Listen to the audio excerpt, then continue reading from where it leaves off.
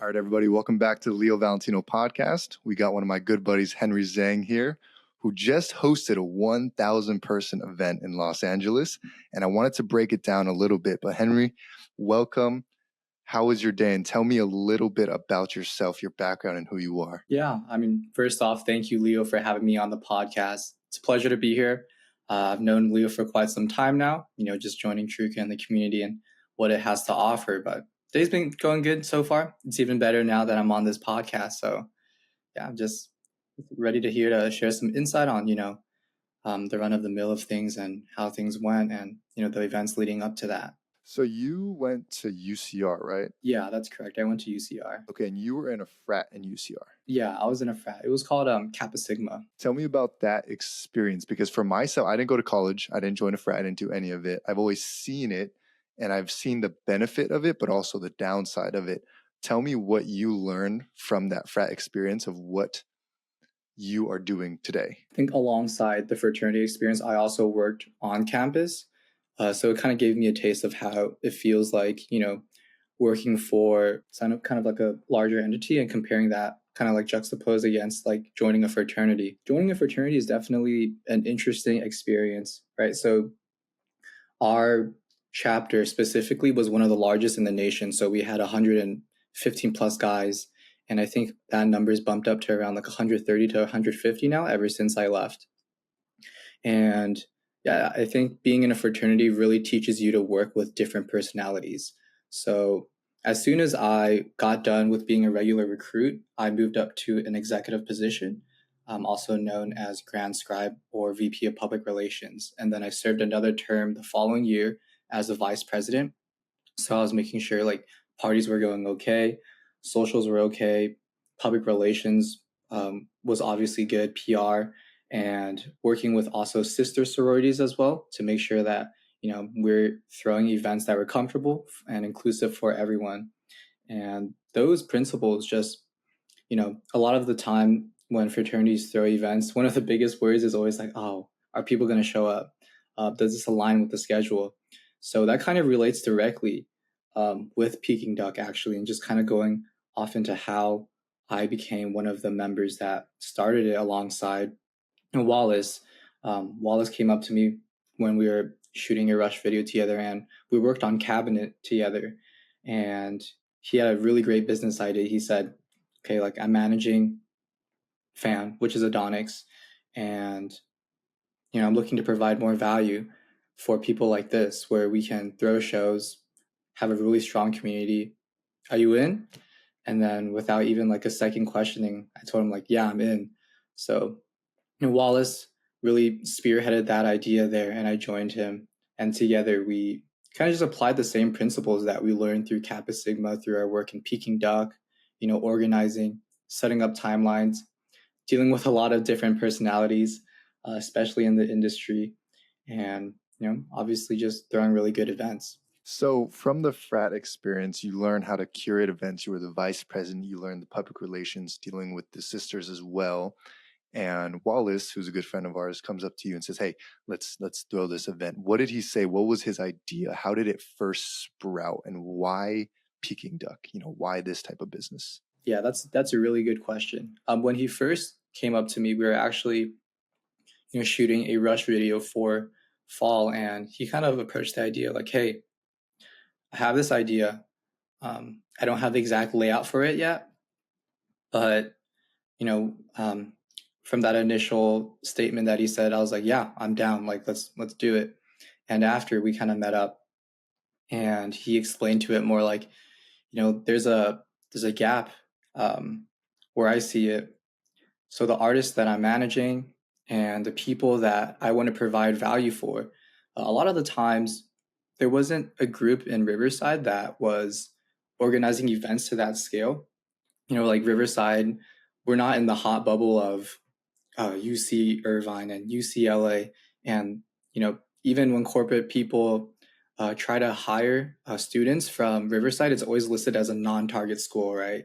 Like, Riverside's the bottom of the batch. You don't really want to go there. I think that's everyone's sentiment mostly. But, when he approached the idea, it was just to throw, the essence of it was just to play off on our community and grow a really strong community, and obviously throw just fun events. Like, obviously, finances and operations is really big part of it, but at the end of the day, our mission and our value statements always just to been throw really good events, make sure everyone feels inclusive, and when people exit the event, they're going to be able to confidently say, okay, I had an amazing show, I'm going to come back again the next time.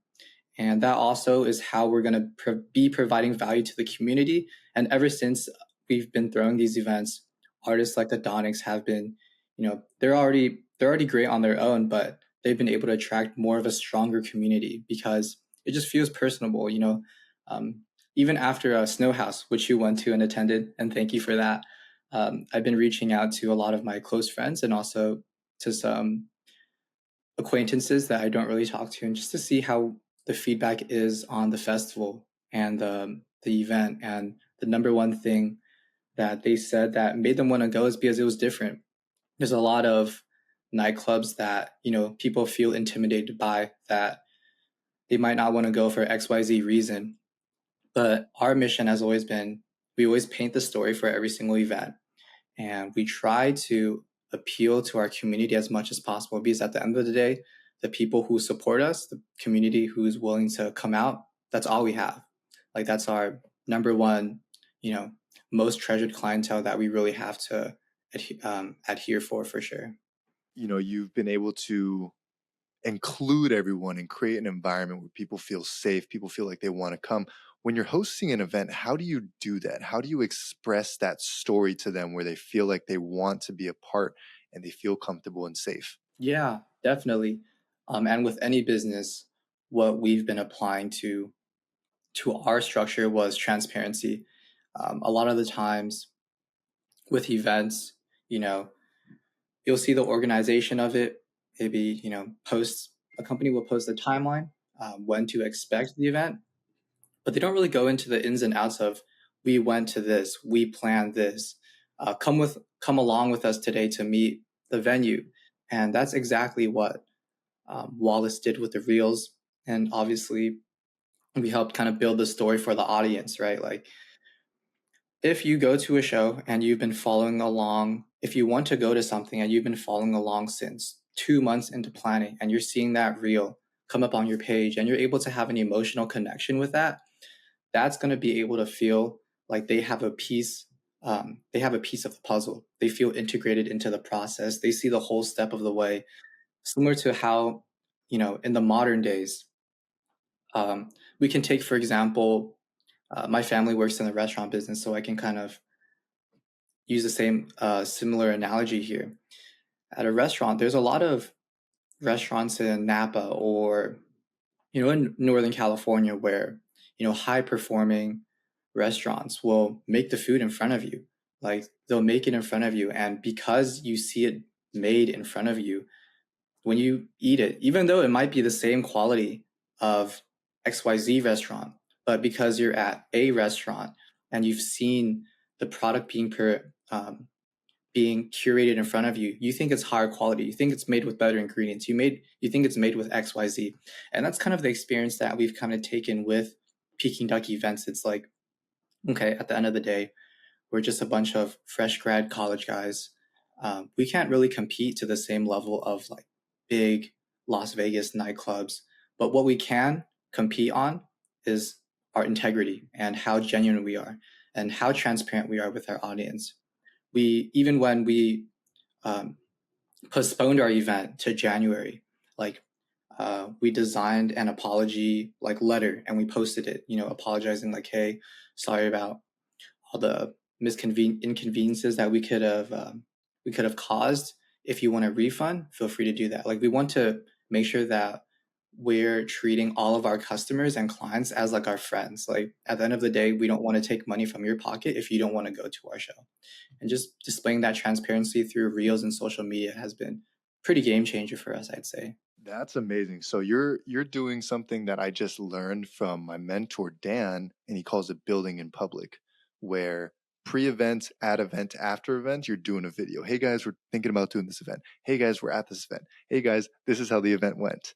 And it's so key, and I saw you guys do it because I felt the whole process. I felt like we were on calls every day or every week. Like, here's what's happening next. Oh, we just got this venue. And I actually was inspired with you guys with this mansion party that I'm throwing. And was like, you know what? Let me do a few videos before I actually throw it and just say, hey guys, which venue do you guys want? And that's what raised that same type of inspiration. But now that you guys have that, so you understood this psychology of giving people a piece of the puzzle. Now, how did you get 1,000 people to come to this event? What there has to be logistics in that. Overarching, I think the storytelling really counted to the 1,000, but I think like we could kind of taper it down in a more logistical wise. So we were actually on call talking about this, and there's a lot of two big things. Or we're still new to the game, so we can't really act like we're experts here. But what we have kind of realized is that there's two factors for throwing an event, and that's obviously the marketing and the storytelling, and two is the event design. So what is event design? Well, we've covered the marketing part where you're kind of building in public, right? Never build in silence because no one can see and get the emotional connection with the product that you're actually building. And number two, event design. Well, a lot of that came down to, I remember this memory really vividly. Actually, we were at Bone Apple Tea in Arcadia, just like a coffee slash boba shop. And we kind of sat down like, oh man, we haven't thrown in a while. Like, what should we throw? And we kind of contacted some of our audience, who they'd like to see, just getting surveys all across the board, because obviously people want to come out to something if they had a say in it. And like, okay, like I wanted DJ Mandy. And what we found out was, there's an artist coming up, DJ Mandy. She's pretty big on TikToks, and a lot of she's actually really good at DJing, and a lot of her sets on TikTok have blown up because she kind of incorporates a sense of comedy in all her TikToks and reels. And I think it was just a perfect representation of who we are. Like Peking Duck can be very serious, but at the end of the day, we're just a bunch of guys that just love to have fun. We love to crack jokes, and DJ Mandy was a perfect representation of that. And plus, when we dropped it to a couple of ideas, so before we start an event, we always kind of ask our inner circle and sometimes people in the farther outer circle as well, like, what do you think of this artist? Like, if you were to go, would you be comfortable paying XYZ dollars to see this person play? And we kind of did that with the whole lineup, electing DJ Masubi, Adonix, Cashed, and DJ Mandy, right? And Zeph as well, and also on side B as well. So, and also we, I think a couple months before the event too, so in addition to that, getting the local feedback on finding local hero DJs that resonate strongly with the community. So that's number one. And number two is just identifying pool. So when people kind of say, okay, this artist has XYZ pool, or this organization has XYZ pool, I use FigJam to kind of wireframe this out. But for every single organization that that we kind of connected with, or entity, or person, or social media platform, we were able to draw out like a kind of like a graph of, okay, this person has XYZ pool. Try to find someone else that doesn't conflict with the same circle, right? So if we're having Kappa Sigma from Riverside, then it's probably best not to have a contract with Kappa Sigma to promote, but also hire inbound to like have promoters within Kappa Sigma as well, because demographics would just mix. So this would look like, okay, we're going to have contracts with XYZ fraternity organization, but we're also going to have it at another school. So it's just a different circle. And then we kind of quantized and kind of, guesstimated kind of the numbers that we were expecting. And at the end of the day, it came out more than we expected. So we're pretty happy about that for sure. I think the artist pool organization, kind of just quantitizing every single person that you kind of bring on board and kind of measuring where that is, kind of just using like quick analytics and stuff like that. And I think that's kind of the two biggest things that we really did for this. Oh, and also our personal branding as well. Three biggest things that we've really applied for this show here. Marketing and storytelling goes together, and then event design, understanding your pool, understanding kind of the different varieties of people from the different artists and fraternities. How do you work with fraternities now? Are you still going to them to bring their pool of people? Like how do those politics work? How does the situations work there when you're getting those type of people? Yeah, definitely. Nowadays, a lot of people just kind of, well, because we were both in Greek for so long, basically like all our college years, um, we still have a couple of friends in there, and if we think it's a good fit, both sides, or they reach out, then we kind of discuss the contract deals. Like you'll bring out XYZ people, and you get a commission on those ticket sales. It's just as simple as that. Just kind of like having them, maybe if it's hitting a quota, but it varies from organization to organization.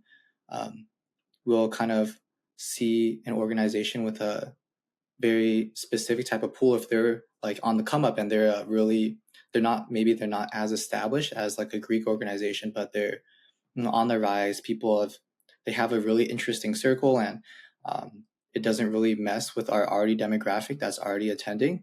Then we're like, we'd love to meet new people, and we kind of just sign them on board and we kind of hop on a meeting and discuss that. So somebody's watching this and they're saying, wow, Henry and Wallace just hosted a 1,000-person event, and I want to do that.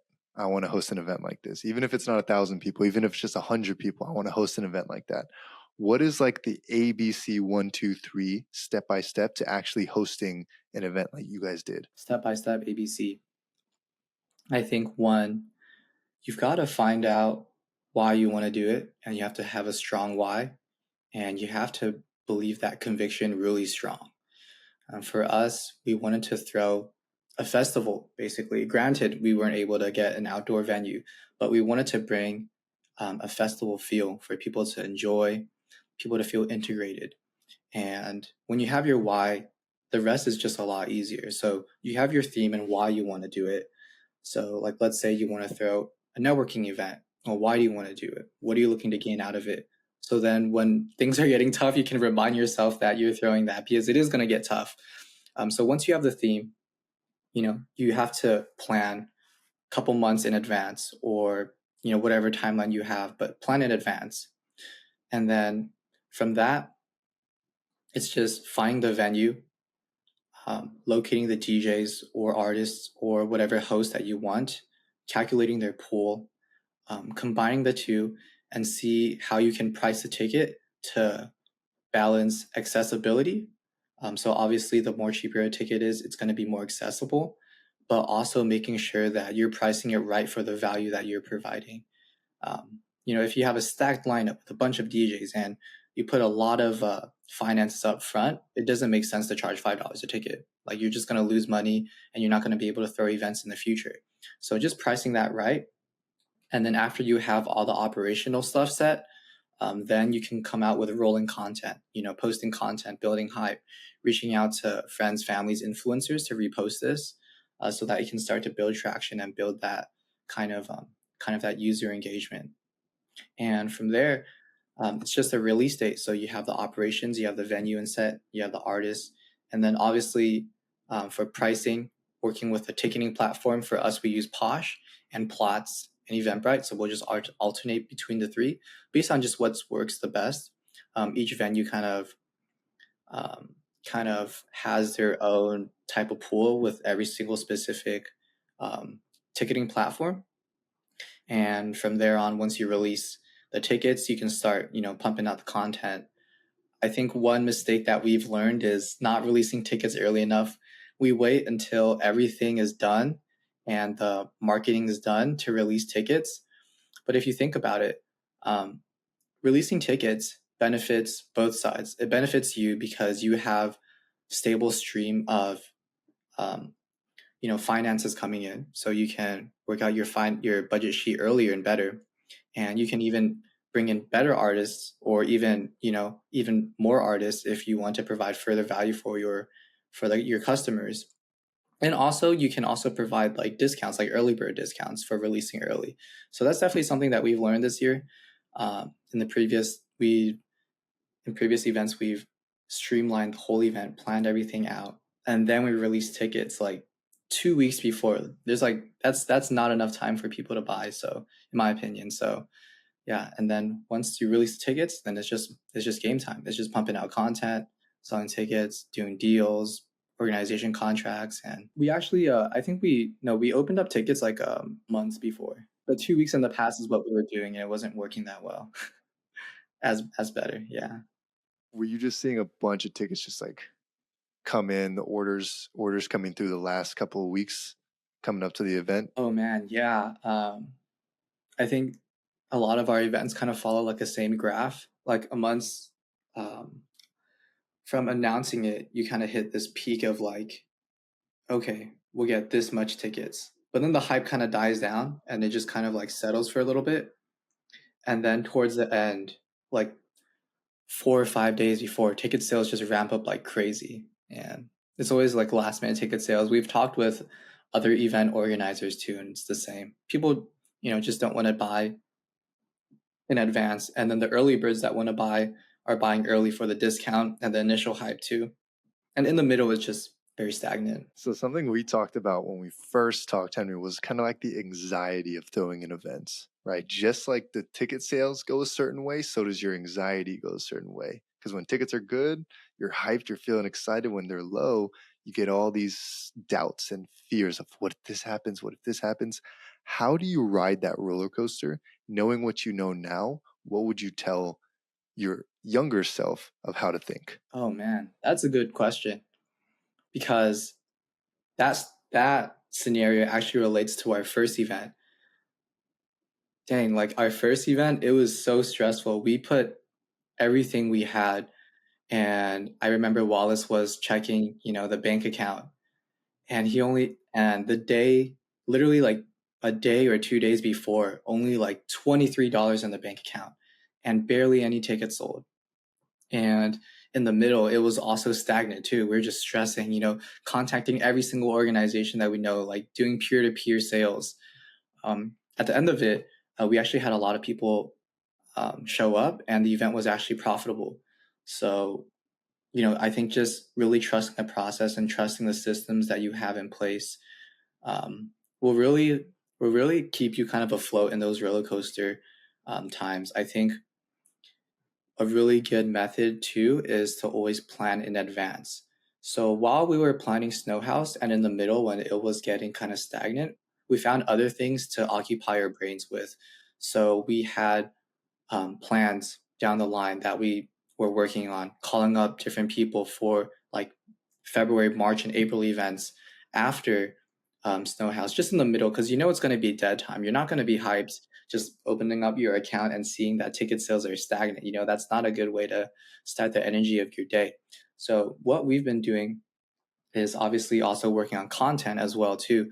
So Wally's been phenomenal at this, and for the collab reels that Wally and I kind of posted, he's been really doing a really great job of storytelling, and that's just something that also keeps us occupied too, and like kind of like the downtime, and just keeping yourself busy. Just knowing like, hey, it's slow now, but it's going to pick up the week of. It always does. Just trusting the process.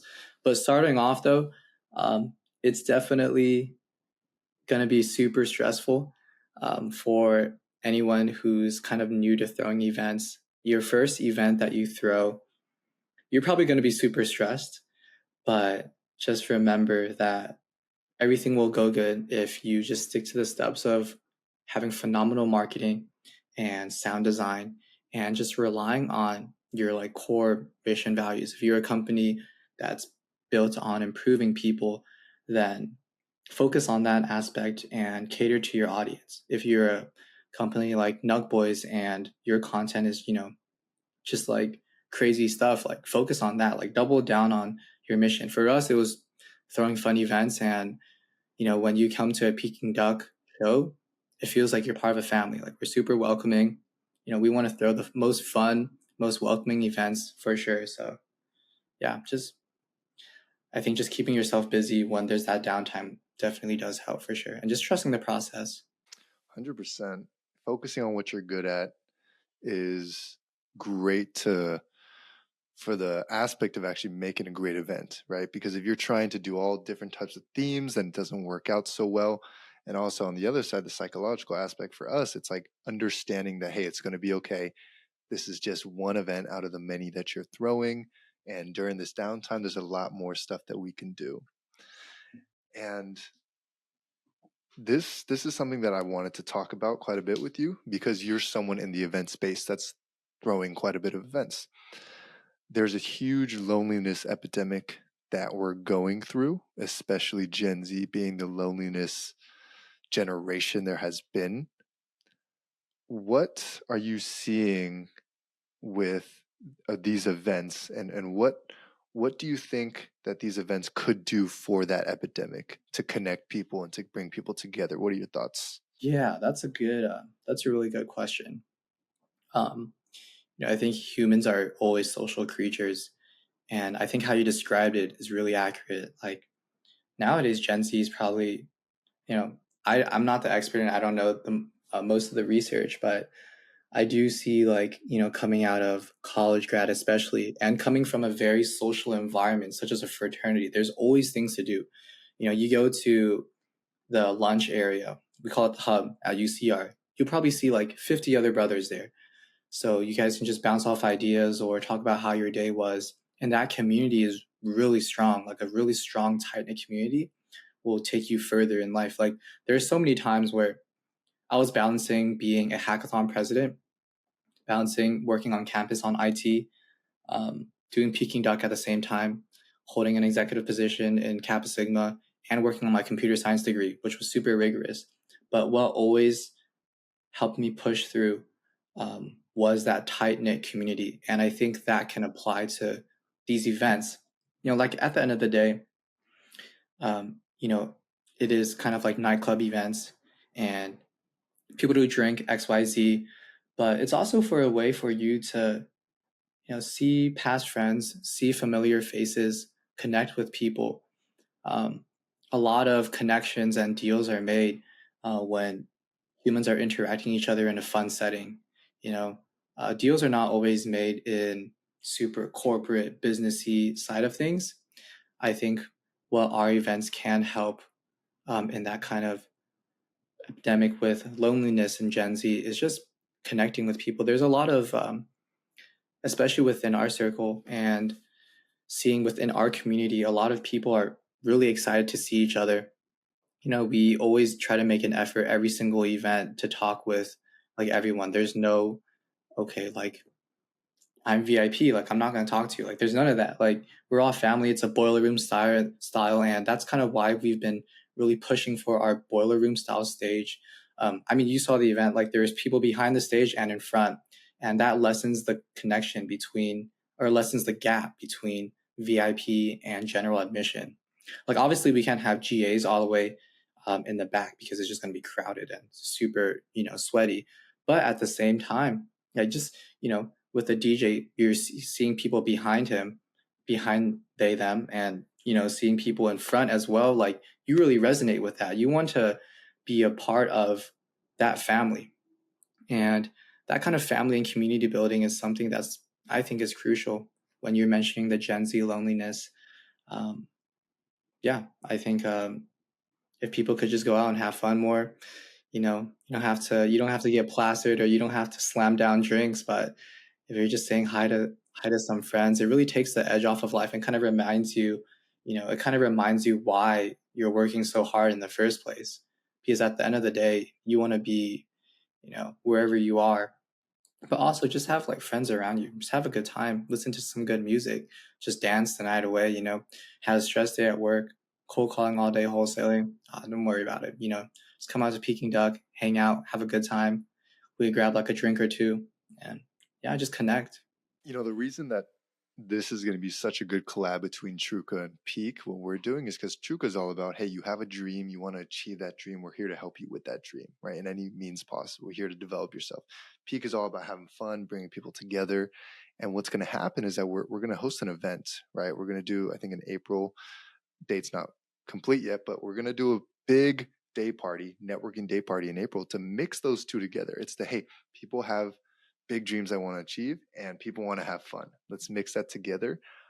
I want to hear from you. How do you think that we can make this work? Let's say there's 600 people, all young entrepreneurs, people with dreams, people want to create something that want to have fun as well. How do we make an environment like that work where it doesn't go crazy in terms of people getting, blacked out drunk, but everyone gets to have fun, listen to DJ, and have real, genuine connection where you walk away with 5, 6, 7, 8 new friends? What do you think that Yeah. that method is? Yeah, I think oh man, that's a good question. And first I've got to say that I'm super excited for that.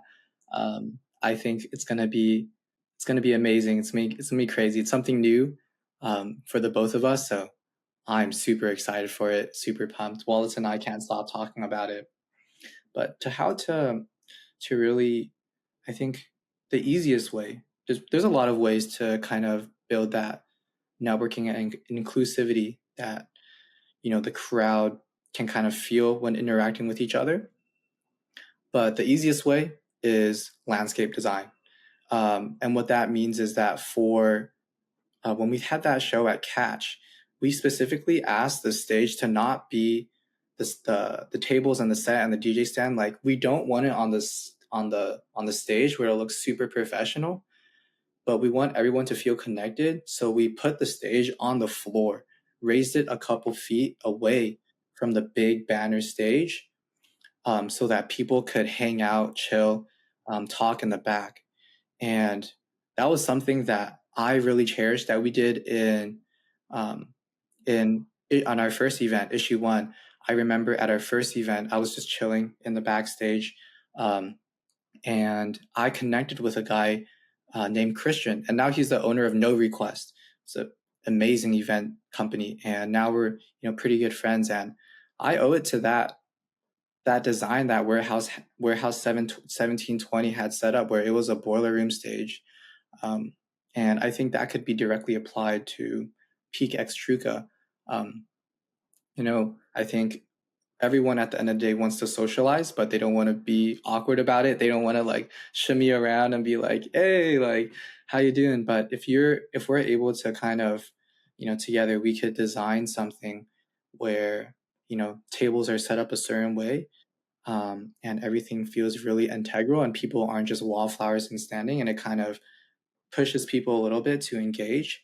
A good example is conversation spaces. I think a lot of um, a lot of elevated houses have these conversation pits where it looks like almost like a bonfire, and the seating is just like an indent in the floor, and people are just you know, talking around this conversation pit. Having things like that, like cool different things, because if you put people in a classroom, they're going to behave like students. If you put people in a corporate office, they're going to behave like they're in a corporate office. But if you put people in a very social setting, like a boiler room style or a conversation pit, naturally they're going to be like, well, I'm literally facing this guy in front of me. Might as well ask if, what's his name? So I think that's definitely one biggest thing that we could focus on for sure. Just making sure that we design the environment so that it kind of pushes people to interact with each other as well. And obviously, addressing the thing where people don't get blasted.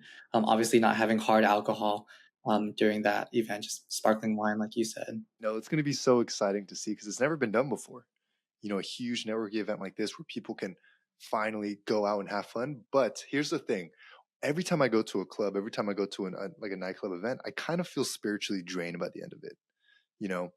And I think everyone kind of gets a little bit of that feeling, unless that's your life and you go out and have fun, right? And I think that we can figure out a solution to that where now going out is going to a Truka X Peak event where you go and you're talking about, what's important. You're actually having genuine conversations of, hey, what are you doing to work out? Or how do you, I like your outfit. Where do you get that? Well, and actual deep conversations of what do you want to do? What is your dream? How can we help?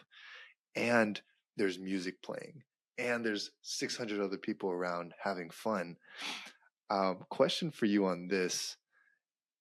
How can a wallflower, someone who's a typical wallflower who goes to one event a year, right? And they stick themselves in the corner.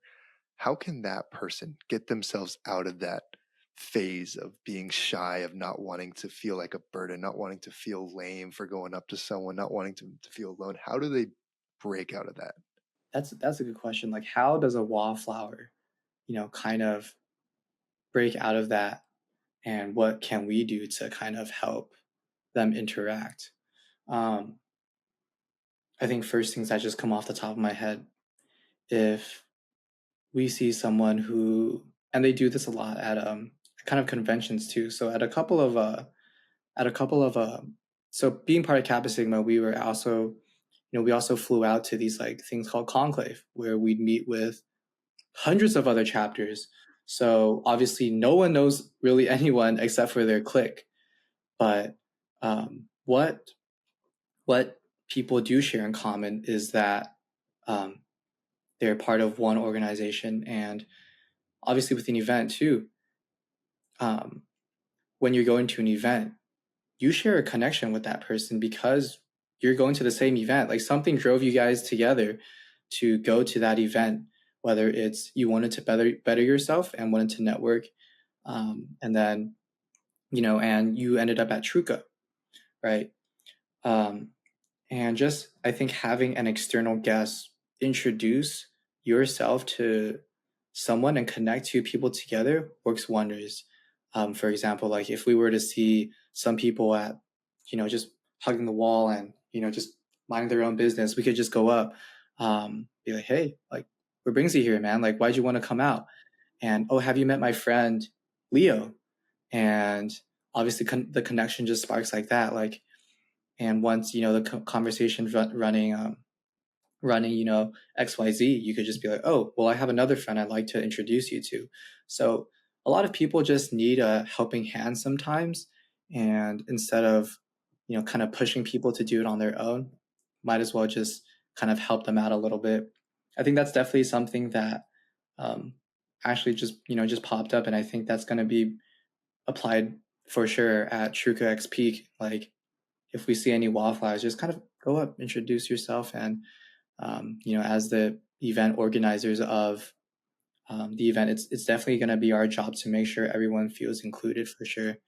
Connecting doesn't matter what stage you are in life. I know you mentioned that we have millionaires coming, and some celebrities, but we also have business starters too, like small business owners who are just starting and getting their feet wet in the industry too. Doesn't matter who, just at the end of the day, humans want to interact with other humans, and just introducing those two people could bring in, wonders. This conversation has been amazing, and I think people are going to learn so much. And honestly, the reason I brought you on as well is because I just wanted to learn from you and how you were able to host such a big event and bring so many people together. And on your point with the wallflowers, I think if we can have us, like the event organizers and all these people who are putting it together, be the people who are going up to all the wallflowers and bringing them together, and almost having an MC do kind of like how we do in the breakout rooms. Because I remember, being that quote unquote wallflower and being so nervous, and then having learned how to get out of that, I would feel for all the wallflowers, because it sucks when you go to a place and you feel like no one wants you around, no one wants you to talk, no one's coming up to you. And that's why I made it such a mission to make everyone feel included everywhere we go. And there's no like, okay, you're above me, I'm above you, anything. It's all of us are human. We're coming together. We all have a dream. We all shit from the same place. That means we can all, be the same person and connect and have the same opportunity. So I think that's what Truka and Peak is going to do for the people. And I'm just super excited for that to come true. Yeah, most definitely. I'm super excited. I mean, Wallace and I can't stop talking about it. So it's going to be a good event for sure. 100%. So last question for you, Henry, is something that fascinated me about you is the fact that you were juggling so many big things at once, where most people would complain about one of those things. Oh, I'm getting my degree. I can't believe it. I'm doing all this stuff, or I'm VP of here. But you were able to do 6 of them at a time. How were you able to do it? And what would you just say to someone who's looking up to you in that way and be like, oh, life's so hard right now, but Henry's doing all this. Yeah. Oh man, you're gassing me up too much. Honestly, I think looking back, I just found like a perfect flow state. Um, and it didn't feel like, wow, when you're panning it out, I'm like, damn, like, I guess I did do XYZ, but not gonna lie, it was pretty stressful, for sure. I still found like a flow state, but what really helped me was my mentor, and was my big brother in the fraternity. He actually um, owns a startup called Dashbill, and his name is Will Wang. And he was juggling way more than me. He was president of the student body at UCR, president of Kappa Sigma, um, involved in a lot of business and startup worlds, focusing on his degree as well, was still giving out talks, was still producing content and vlogging. And at the same time, he had his baby Dash Bill that he was working like 8, 10 hours a day. And when I saw myself, I was like, okay, I mean, I am doing Peking Duck. I am doing this web design agency. Um, I am, president of Citrus Hack, and I'm vice president of Kappa Sigma. And I have, I'm studying for my education in computer science. But I looked at him and I was like, that's all I'm doing? Like, I think with any event too, kind of ties together with event or anything hard that you're doing. You have to understand your why and your conviction. I didn't really come from the best place possible, and I was given the opportunity, and I'm blessed that I was able to attend college and meet so many people and network and be able to afford fraternity dues. So I'm never going to take that for granted. I'm not going to sit around and not do anything with my day. Like, I'm going to strive to be the greatest freaking person that I can the next day. I'm going to aim to at least be 0.5% better the next day, 1% better the next day. And if that means that I've got to get less sleep, um, and if that means that I've got to put in extra effort, then that's just how it'll be. Because I don't think, you know, pressure is I mean, carbon under pressure turns into diamond. So just under pressure, you really build yourself as like a person and a man. And that's kind of something that I always applied. There were so many times where I remember just coming back from a long executive meeting that I had to hold with the chapter, and it was like 8 p.m. and I had to get up to work at 8 a.m. the next day, but I still didn't do like 5 hours worth of homework. And I'd have to sleep at 1 a.m. and still have to do a little bit of stuff for Peking Dog right before I slept, sleeping at like 3 and then having to wake up at 7 to get ready and then having to go to work at 8 a.m.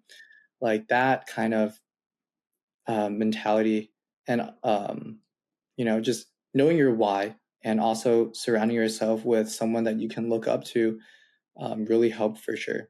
If I did not have my mentor, oh, I don't think I'd be where I was, because there's just no comparison for me to compare myself to. And he was always really good at giving advice, and he he's one of the persons that one of the most blunt people in my life. So when he sees like I look like crap and he knows I haven't been sleeping, he's like, you need to relax. Like, you need to sleep more, chill today, go rock climb or something like that. So yeah, I think just the why really drove me for sure. More than anything, you can find flow state, you can find um, motivation. There can be XYZ, but if you have discipline and you know your why very strongly, then you can get through anything. Amen.